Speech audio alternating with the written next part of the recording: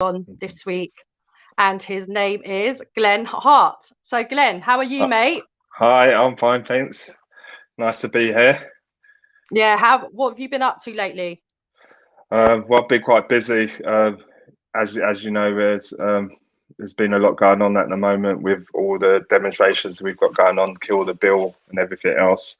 But also, I've been working from home, so understandably, it's non-stop doing a lot of this video conferencing and stuff. You don't have any boundaries outside of your normal kind of that normal separation. You know, that work life and home balance. It's very difficult to do that while you're doing a lot of stuff online. So it has been non-stop. Oh, bless you, mate. And so, yeah, why don't you tell us a little bit about how you got into activism and where you're at now? Well, I suppose I've always been anti-racist. That's one part of my activism that's always been with me, because it's been very prominent from an early age that you've had to justify yourself. You're always having to validate what type of person you are, and just dispel a lot of myths. I think the area I grew up in, racism was rife. It was everyday. The overt, when I talk about racism, I talk about the overt racism, and that was an everyday experience. It was just accepted. It was very normalized within society, and so you learn very quick to kind of have to prove yourself, whether at school, whether just your local community interactions. It was there. You was always having to whether defend yourself or try to prove people wrong that you're not this character that there's a lot of myths about. I suspect. So yeah, and that was I've always that's always gone throughout my growing up. I grew up in the kind of poor working class area where you know it's easy to get caught up in a lot of the stuff that was going on back then, gangs and stuff like that. But to be able to distance yourself from that and avoid getting caught up in that, you still had to kind of, you still had to function. It was how can I put it? You would still have to kind of fit in. You're in the streets and that you could just wear suits and speak a certain way. You had to try and fit in if you didn't want to be, but you didn't want to get caught up in the gangs at the same time. So you didn't want to you try not to fit in too much to kind of so you're navigating all that, and it was a difficult experience really. And then I suppose my real kind of activism with as in socialist kind of ideals and everything like that, I really learned that from being in the workplace and having a strong trade union there, and that's what's really kind of just enhanced my kind of learning experience and understanding of about how society works. And what was good about it was I was able to actually bring this other kind of other skills that which comes naturally if you want. I was able to bring that with me to the trade union and really try to get the trade union to understand that anti-racism isn't just about dealing with the overt kind of fascist right-wing groups that within society. It is institutionalized, it is built within the structures, and really trying to make the trade union and as well as the workplace kind of really come to that kind of understanding. So that's what I've been doing the last few years, and it's not been easy.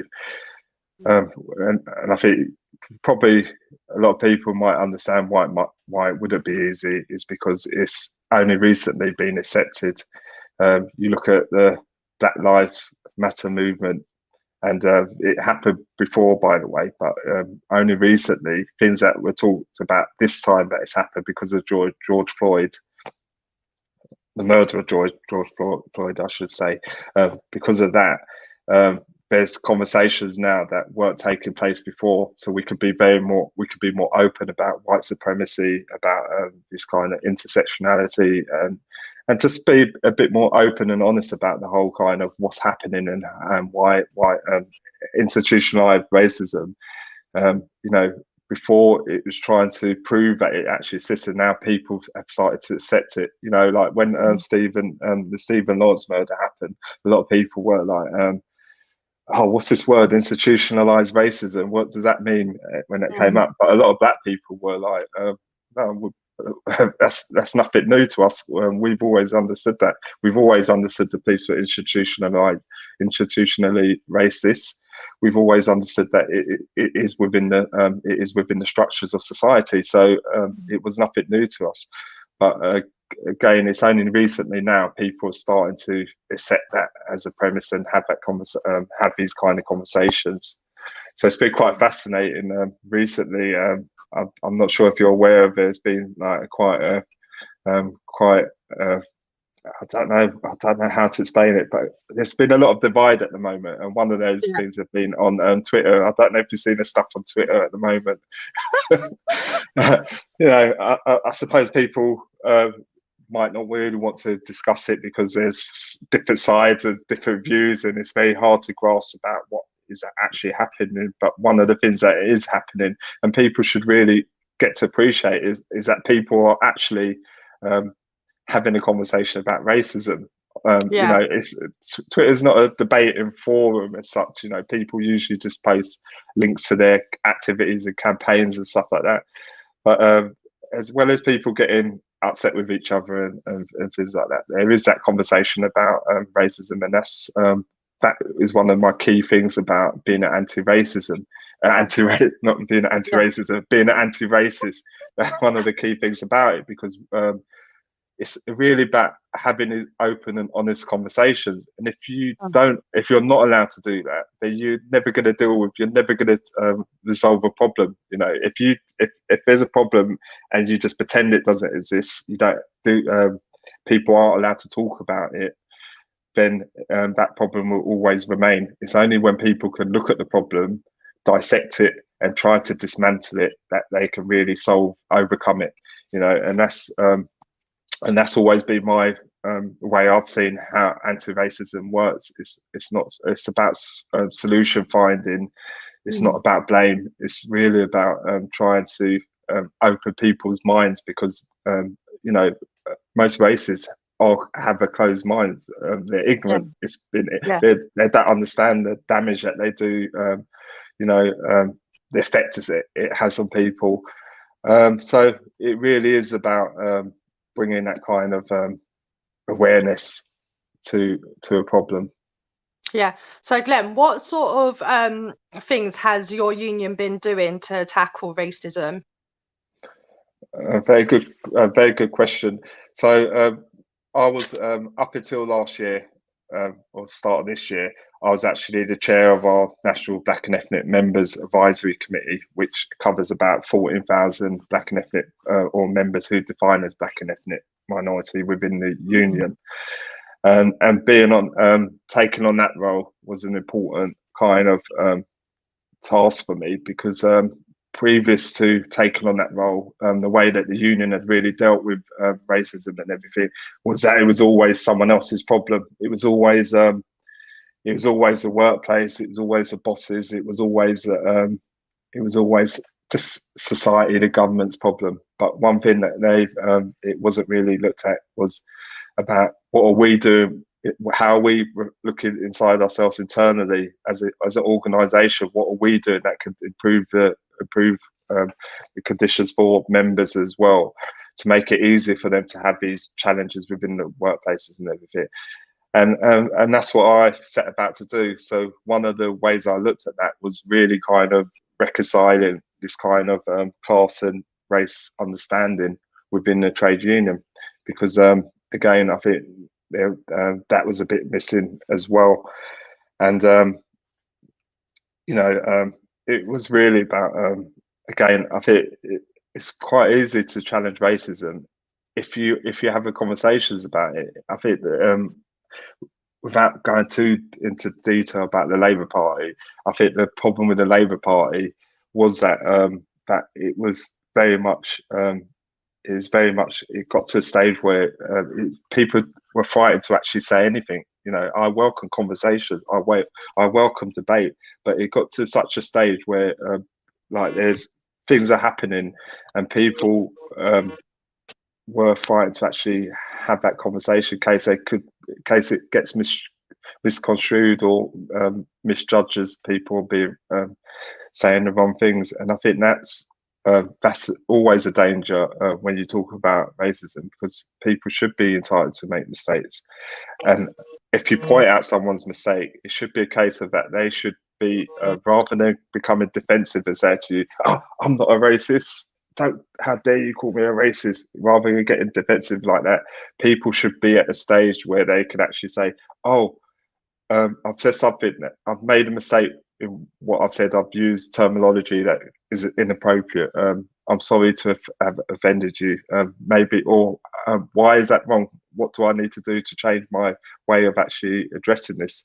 And that's what the conversation really needs to be about. But if you take that away from people, that ability to actually make mistakes or say the wrong things, and don't give them the opportunity to kind of address it, then you know, then you're, again, the problem is always going to exist there. So I think that's what, hopefully that's what I tried to bring to the union the last few years, doing the roles that I was doing, is really that awareness, making everyone realise it's not the onus isn't on me. It's not incumbent on Black people to actually actually deal with racism.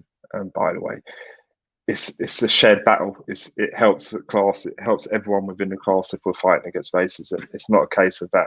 It's just my responsibility, because racism is something that tends to happen to Black people more than most people. It really is. It's sometimes seen as something that, oh, it's just our responsibility to deal with, when it's a whole society kind of issue that it needs to address and really kind of deal with. And ultimately, it is about the working class as well, because the working class needs to be united in its fight against capitalism. It's not a case of that, you know, the more you divide the working class, the easier it is to keep us fighting amongst each other, rather than fighting who we should really be fighting. Yeah, I think it's brilliant that you've brought up that it's not just about you know, individual race groups, it's about working class as well. I feel that people forget this and you know, are more focused on the division side of things. So I guess, Glenn, in terms of, you know, moving forward with anti-racist work, what will you be doing? I'll continue to challenge and confront things that I see as a problem, and the reason why it becomes a challenge and it becomes difficult is because I don't think we're at that stage yet where people have learned to accept that kind of that they can make mistakes. I think it's at a stage where people are very defensive still, very they dig a deeper hole, they double down, you know, and so it really is. It's at that stage where I'm still exposing it, and that's within any group I'm involved with, within the union, within the workplace, within the Labour Party as well. Any group where I feel that they could really address racism a lot more openly, be a bit more transparent about where things have gone wrong. Until we get to that stage, I will still continue to confront it, because to me, it's not just about the racism itself as well. To me, it's about empowering. As you know, I see it as kind of a liberation struggle as well, and that's why I'm very much involved with the Kill the Bill movement as well, because one of the things is that we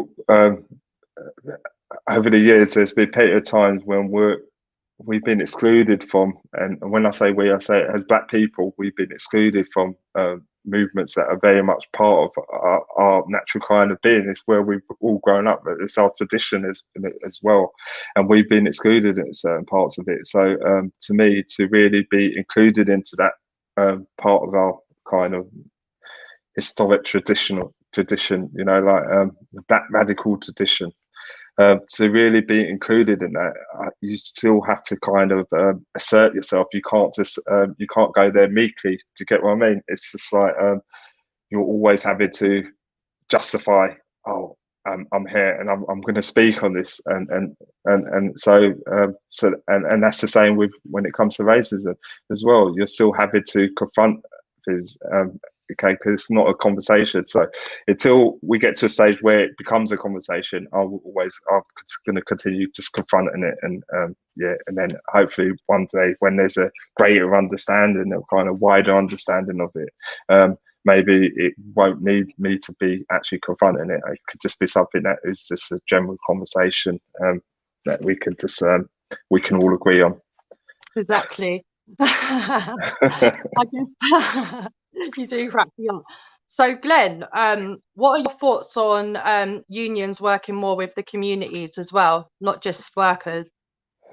Well, again, there's some great unions out there at the moment as well, and what you see is when they have a picket line, it really comes to life. It's really going back to old school grassroots trade unionism, isn't it? When you see, I can't remember all the names of them, so I'm really bad when it comes to things like that.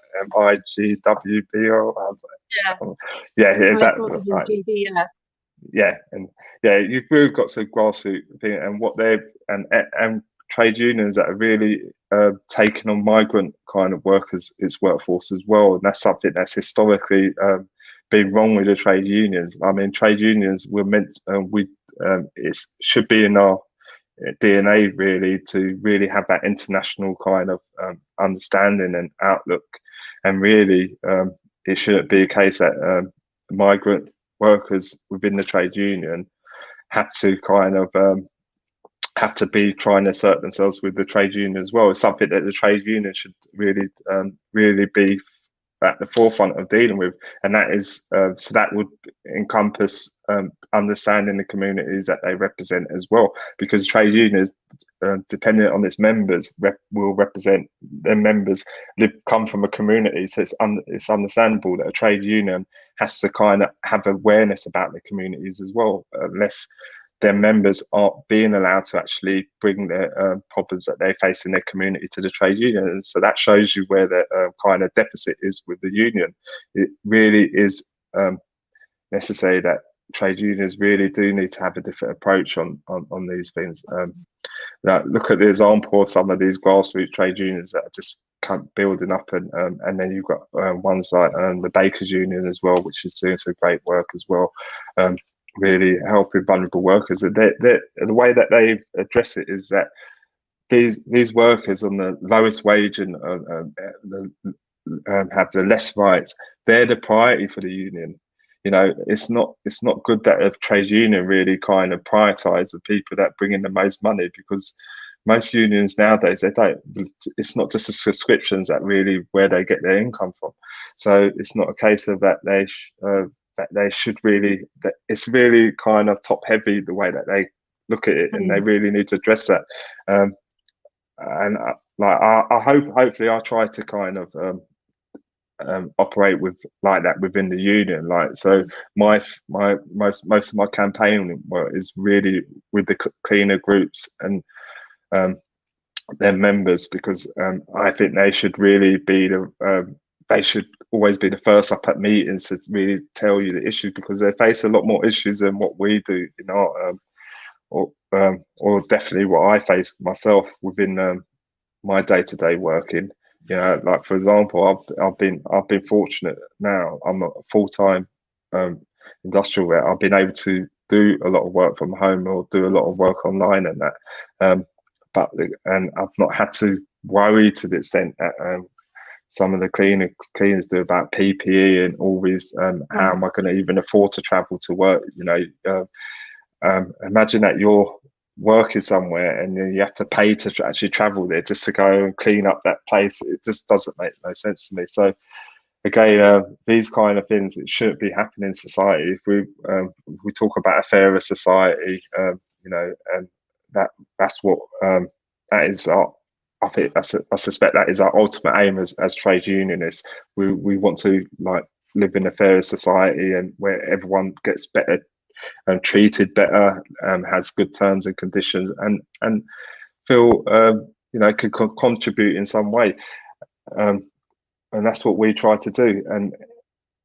But if the union's not dealing with its membership fair, how are you ever going to achieve fairness in society? If you're already starting at a deficit yourself, or you're a kind of retrospective kind of way, you're always going to be you can't put a claim on the company or workplace. Oh, you need to do this for members, you need to do this for your workers, and what are you doing for your members? So it goes both ways. So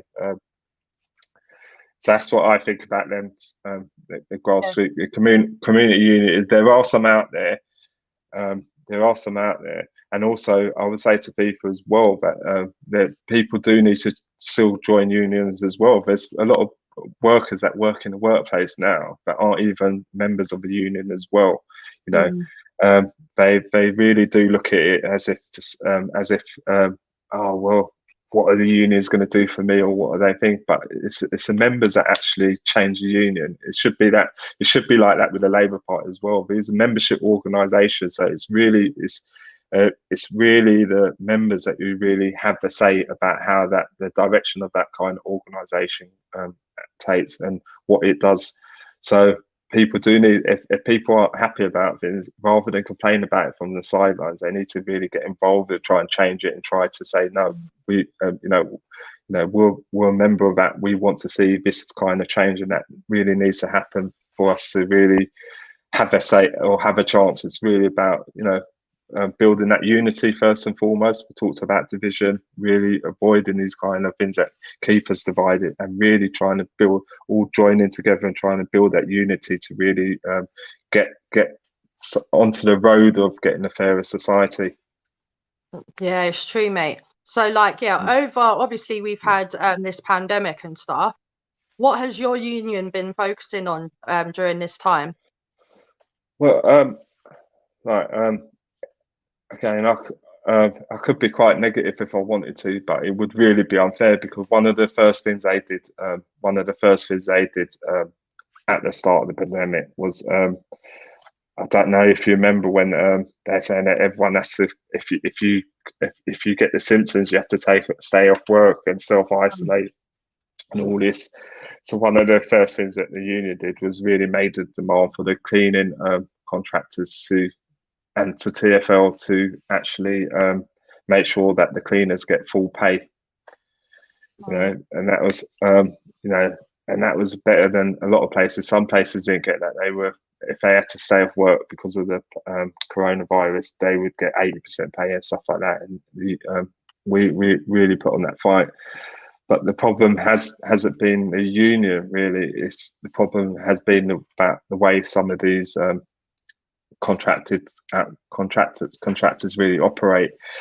And without going too much into detail about it, I think there could have been a lot more done. I mean, it's been really difficult on TfL, so that's London on the underground, because one of the things about it was you have the mayor overseeing everything, and one of the things is there was a lot of I think the pandemic took everyone by surprise. So right at the start of it, it was there's no need for face masks, there's no need, don't worry about PPE, and then that all turned out to be mistaken. And then I think everyone's been doing catch up ever since. So and again, it was also difficult for trade unions, because at the time I think we had a lot of demands going on, and then when the pandemic came in, it just came straight in, and there was everyone was a bit slow to react. But one of the things we kind of come to the kind of agreement as members is that before we were told that we were essential workers and all that, we already realised that we were essential to really keeping London running and getting nurses and doctors to the hospitals and patients and everything like that. We already knew that, and so it was really, and there was a lot of commitment from our members to actually make sure that they, yeah, they did just take time off because it was available. Like you could say, oh yeah, I've got symptoms, and they just go. But a lot of people still did do it. The numbers within, especially within the tube, was very low. Like there's very low take up. For people were committed to. I don't know, this kind of that's what you get on the underground. That's what you get in a lot of workplaces.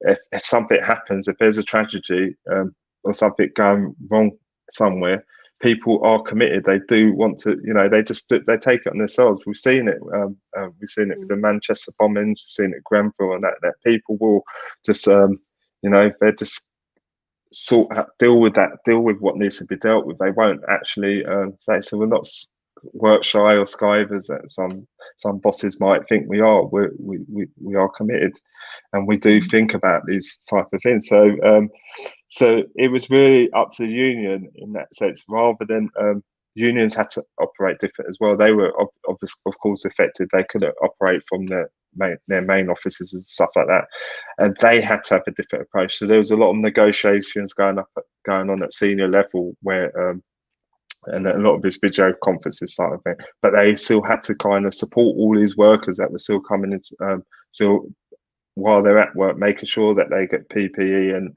really negotiate all these things. And it was different. So unions had to operate different. So instead of making demands that, oh well, we want better terms and conditions and stuff like that, the demands change. We want more better PPE than what we've had to have in the past. We want to make sure that that all these safe practices, a lot of the safety stuff came really to the fore. A lot of my work. So I'm an industrial rep. I deal with a lot of the industrial matters more than the health and safety matters. But I still had to be aware of the health and safety matters because a lot of members were coming to me for advice or debating these things and everything like that. So that tended to change the way that we've had to operate as well. But yeah, I think the unions, especially my union, I think they have really done a good job throughout this. And but now, and hopefully that gets appreciated. It's a difficult one now because what we're looking at is an economic kind of economic impact, and that's the last thing that that after we've unions and everyone, workers and businesses and the bosses and everyone, we all work together to try to deal with this.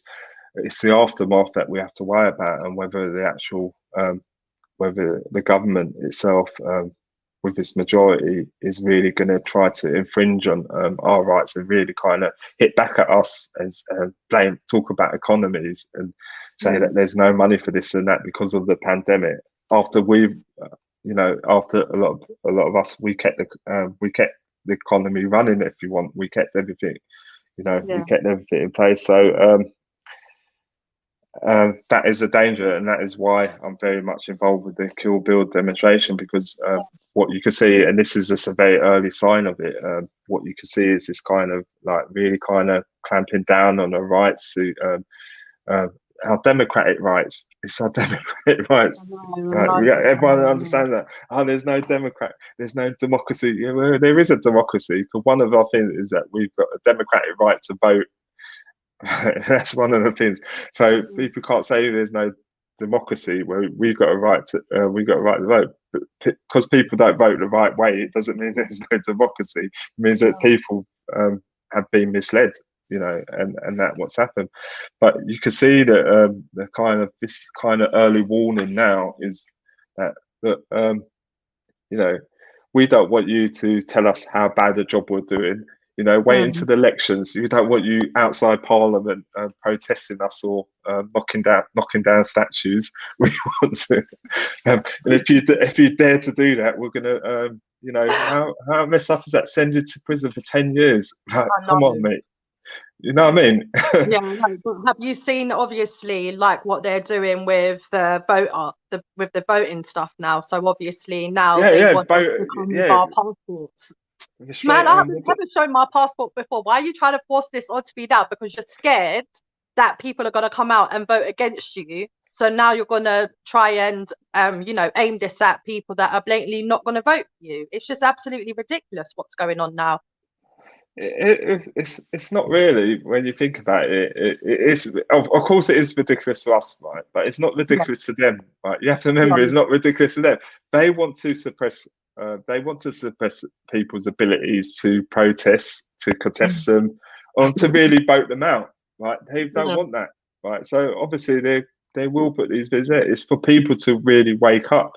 Like this is a funny thing, right? And people have this criticism, and they call it anti-woke. They say, "Oh yeah, this woke brigade." Well, you need to wake up. Right? It's not about us, people that are awake, right?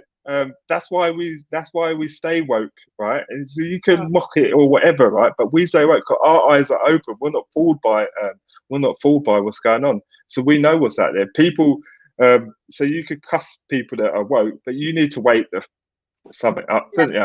You know what I mean? Because at the end of the day, this voter suppression is all part and parcel of what happens when you give you give this government that kind of majority power to make decisions. You know, they're just gonna really kind of reduce that kind of democracy. You know, people voted against Brexit because they said the EU was neoliberal, but the Tory party have always been neoliberal as well. They don't want they want to have this control. They don't want the people deciding things how we should. So of course, voter suppression is thing. I even went to the voting booth, and I had my wallet out.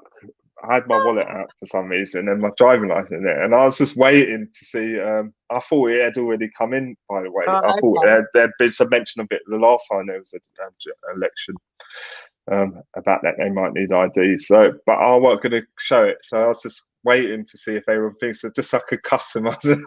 No, that's my address. You know what I mean? Luckily, I didn't have to, but I can imagine like people fought hard for that vote. They fought hard. Women weren't even allowed to vote. Black people weren't allowed to vote. Right? People had to fight for it. You know, people died to get the right to vote. Right? And they just want to take it. They could just take it away so easy. And there's not. People have to be outraged. You know, what does it take? When will there be when will there be an understanding or recognition that what is happening is wrong, and if it's allowed to continue, people are just going to have no say in anything. You know, we've got no media. The media is already one-sided, isn't it? It just speaks. You know, there could be so many deaths of COVID and everything like that, and the things that the government should have done and never done. And there's very little. There's very little being said by the opposition to really expose it as well, right? And then the media will still kind of just play along with it. They just say, yeah, well, he's not a bad guy. He tells some funny jokes, so let's not worry about everything else. The we'll clap for the NHS, the nurses, and that. But if they want a pay rise now you're asking for trouble. I know, they're cheeky, though. They're so cheap. So, in an ideal world, Glenn, how would you like the opposition leader to, oppose this? All right. Okay. Yeah. I mean, so yeah, I support Jeremy Corbyn. I always have. I thought his roadmap and his vision, what he had for the Labour Party, was spot on. I think it attracted a lot of young members, a lot of working class members, and especially a lot of black people as well. A lot of black people supported the party because of Corbyn, because one of the things that really frustrates me about politicians, and I'm not laying the blame just on the opposition or anyone.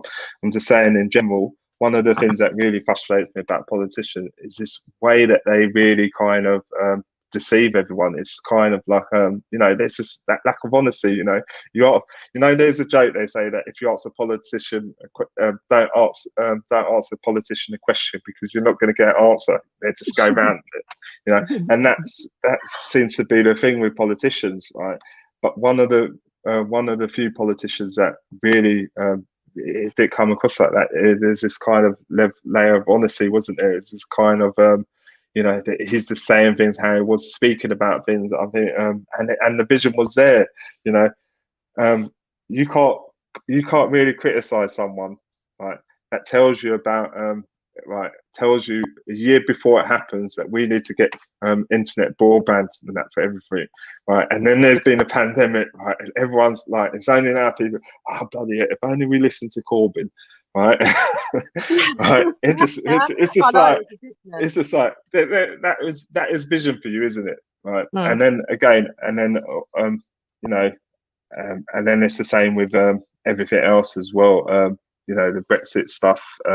You know, my union supported leaving the EU, um, but it was not on the basis of the anti-immigration or any of that kind of rhetoric that was out there. It was about the fundamental kind of basis of this neoliberal kind of grouping of European countries that would really prevent there being any opportunity for the Labour Party manifesto to under Corbyn to really be implemented, and that was like really nationalise industries.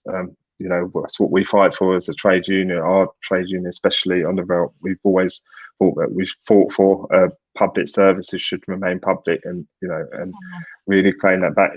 Because what you've seen over the years, and I think it goes as far back as Thatcher, really, while we've been in the EU as well, but they've bit by bit they've really been privatising everything, and there's really been this incremental kind of creep towards that kind of just selling off all the public services.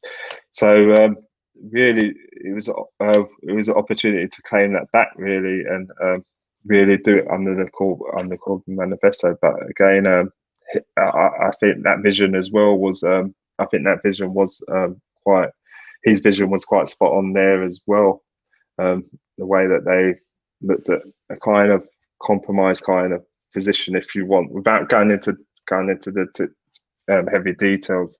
But that kind, there was a vision there. But then I think what happened is that there's a few people that really kind of maybe took the threat of the Liberal Democrats a bit too much to heart, and kind of really thought that oh yeah maybe they've got a point about people's vote. Maybe there is like this overwhelming amount of people that really should go for a second referendum. And the second referendum, we had the second referendum. Like everyone said it at the time that we were having it.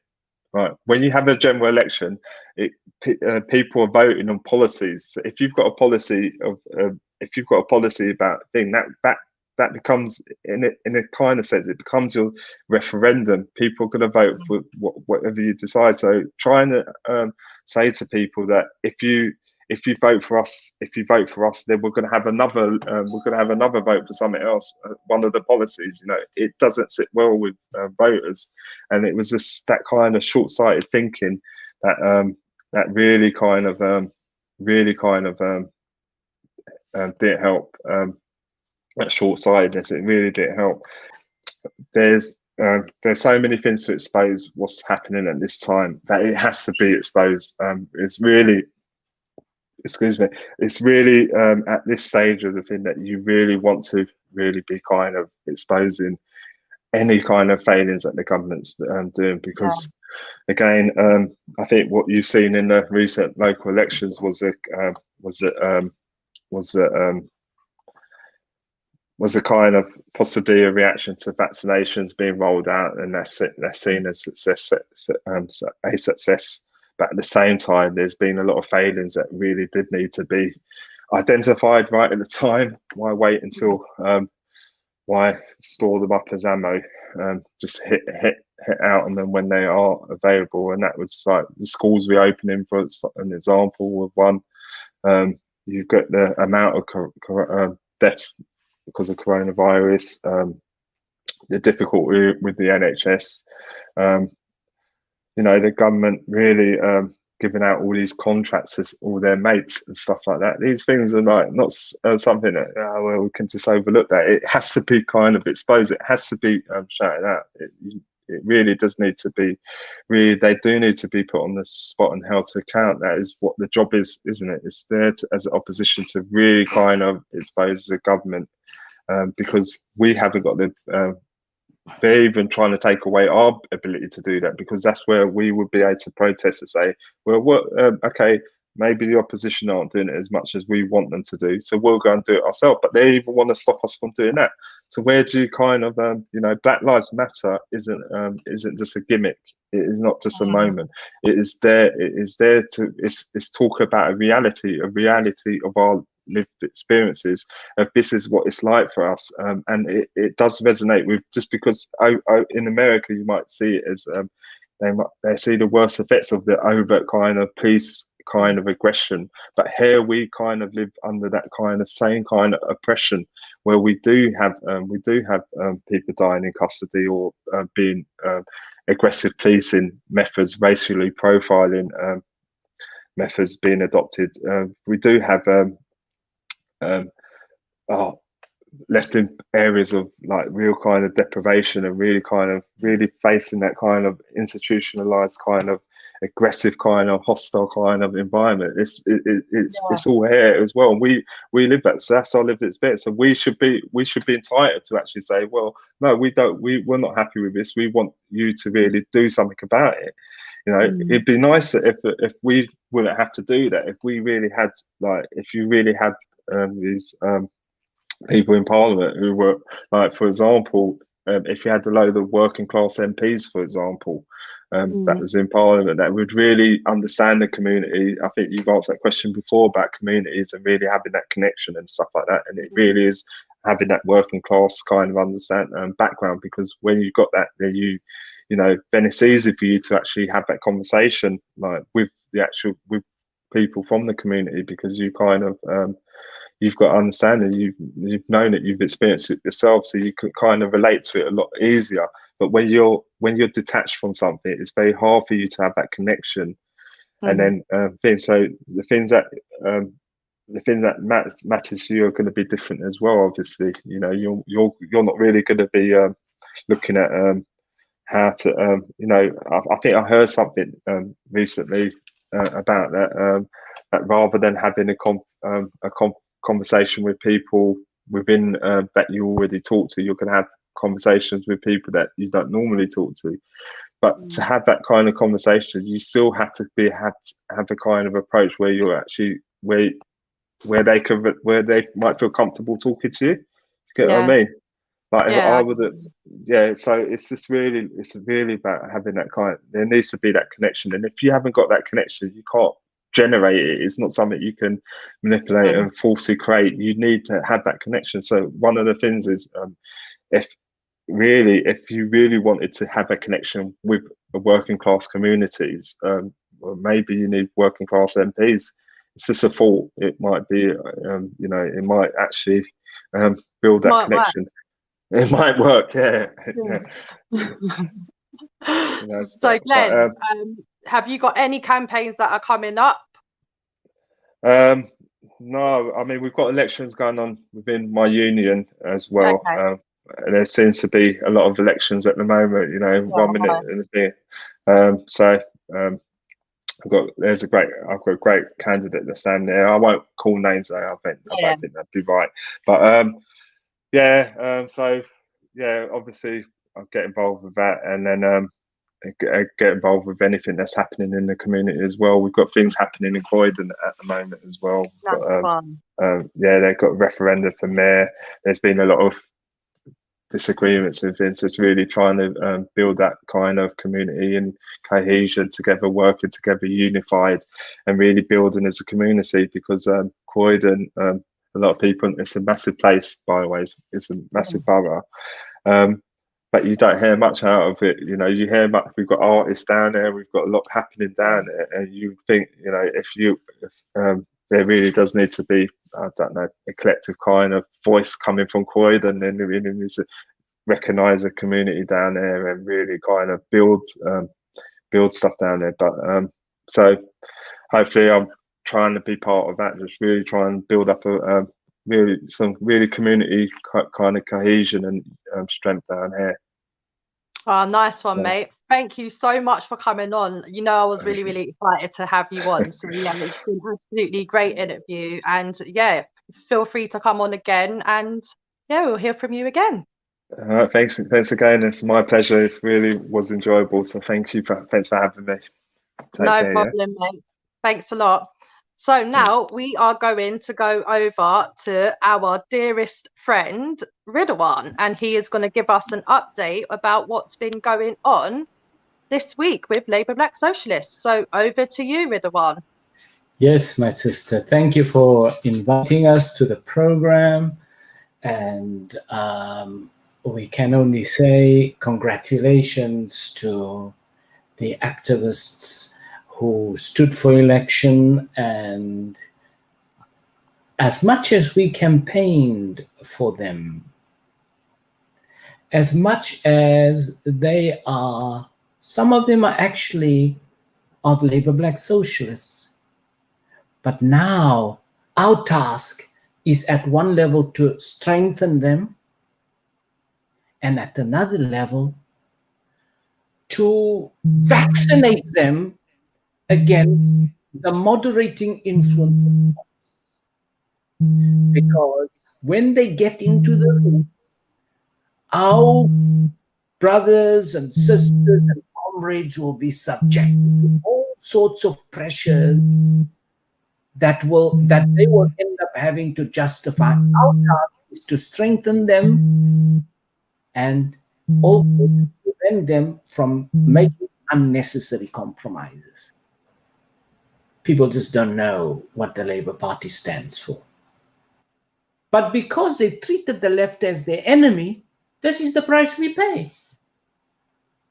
So we ask people to take note of the struggles for the bureaucracy, and let us not be as angry, as nasty, as hostile, as conspiratorial as others. After all, this is only the Labour Party, not the end of the world. So that continues. We still continue on the struggle to end vaccine apartheid in the global south.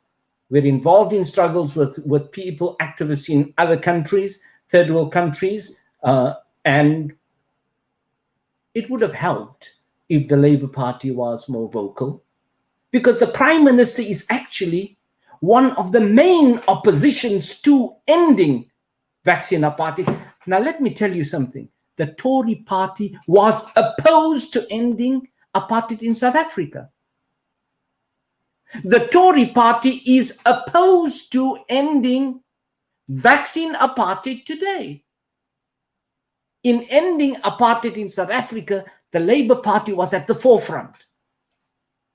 We could do with some help from the Labour Party on ending vaccine apartheid. The immigration plan is in there.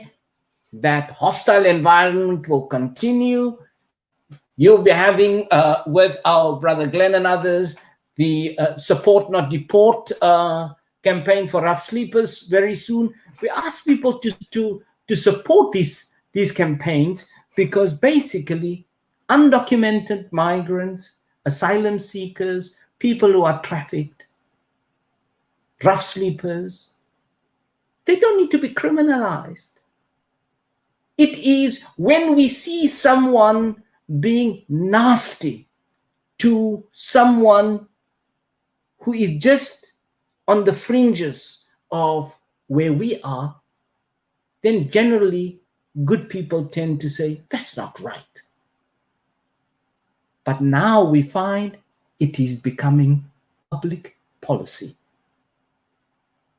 The Home Office has that in the Queen's speech today, that they are going to make it almost impossible for people to seek asylum on this island. And we are continuing a campaign there. Kill the bull, as our brother had said.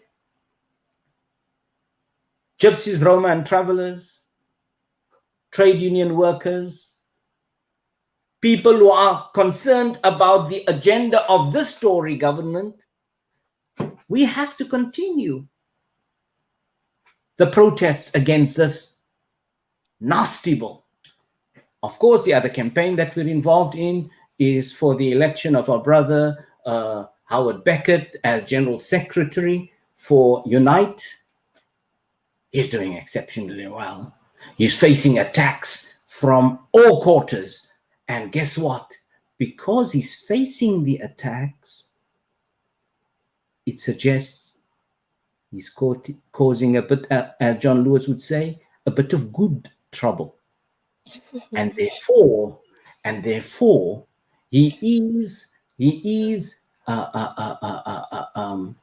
expecting the attacks and the slurs, but he's just keeping it straight. The fast bowler comes, he hits to a straight bat, hits a boundary every time, because he's got integrity, honesty, decency, and courage, and he listens. And as Black people, it is important to have people who take us seriously. He takes us seriously. So we will continue to campaign for him, and we will continue to defend him. And our way of campaigning for him is, if people want to know information of how to contact the other two campaigns, we share the information, the contact information. We tell people this is how you because we need the trade union movement to teach the Labour Party how to deal with differences. Because it appears as if the Labour Party has forgotten. There is also the campaign for the delayed Ford inquiry report. Now, the NEC has an immediate oversight over this. The secretary and the leader of the party can't do their own thing. They work for the NEC, because the NEC represents conference, which is the highest decision-making body of the Labour Party. The idea that the general secretary and the leader of the party rule over the NEC, that is a novel idea to me. But the NEC had already last year asked for this Ford inquiry. They should just do their job and demand that this inquiry be made public. So, and of course, the other thing is, it appears that one is asked to die, in this case, for Queen and country. But when you die, whether you are remembered or commemorated depends, perhaps, on the color of your skin. Mm-hmm. Because it appears that we love our soldiers only if they are white. Then they can have a name. Then they can have a gravestone, because it was said in the records, these Black people, they won't appreciate a gravestone. No, you don't do that. But if you look at it, not only is it, and you're not talking about one or two, you're talking between 116,000 and 350,000 soldiers who just happen not to be white, who don't have a grave, don't have a stone, are not even, because sometimes soldiers fall and their bodies are not recovered. They are not remembered even on a plaque, on a wall, anywhere. And here, one of the people that I don't normally praise, but when this brother comes up with something, he comes up with gems. Who's that brother? David Lammy. He did the research. And if the Labour Party were to do these things in opposition, we are going to have a glorious time. Yeah. So we are saying that the first thing is we have to learn why the Labour Party lost. And Sadiq Khan, it's good that he won, because Really? Bailey really came up with silly stuff during the campaign. You should be ashamed. You cannot be this funny in a serious thing called an election. But we warned the Labour Party, do not take black people for granted in the big cities. And it is good. There are in many, Sadiq Khan has improved, but there is significant room for more improvement. Some of the stuff that he had, some of the policy position of his administration, oh, there is very thin line between him and the Tories, huh? But so we need to hold him to account. Yeah. But the Labour Party must learn. You take black people, Muslim people, Asians, and Chinese for granted, you might just end up in a worse position. And they didn't listen. Guess what? Poor Sadiq Khan, he was having palpitations. And it had nothing to do with an illness. It really had to do with the electoral temperature. So the Labour Party must decide what it stands for. And now, guess what? The Tories are going to roll out high-quality broadband. And you go through that package on infrastructure, on HS2 railway, building houses, although you can have issues with what the affordability of the houses, but many of the things that would otherwise have been in a Corbyn package, recoded by the Tories. Now the Tories are wearing Labour clothes. And that is where they are also very weak. A lot of space for us to organize locally. So yeah, I think we despite the election disaster, we're in a good place. The Labour Party can find its feet, but it must end the civil war and be the broad church that it ought to be. And for the poor. Thank you, my brother, for the update. It was absolutely great hearing from you. And yeah, we will catch you next week, folks. So join us again. Take care. Bye-bye.